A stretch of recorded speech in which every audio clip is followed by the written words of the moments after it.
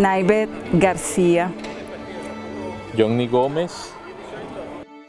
Es hermoso estar en un momento, estar en una ciudad y encontrarte con un coro de manos blancas tan igual o en la misma frecuencia, en el mismo modelo de lo que es la inclusión, la concertación de niños y jóvenes. Concertarse es una palabra grande, un mensaje de encontrarnos para hacer música, concertarnos para generar belleza.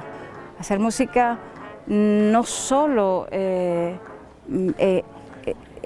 una forma o un solo formato o esquema o agrupación, sino para la inclusión de niños y jóvenes con discapacidad y sin ellas.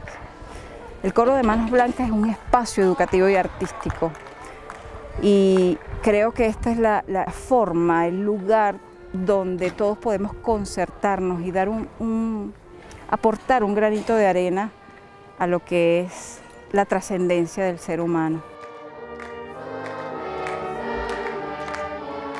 No puedo imaginarme un alma ciega o un alma sorda. El alma no tiene discapacidad. Gracias.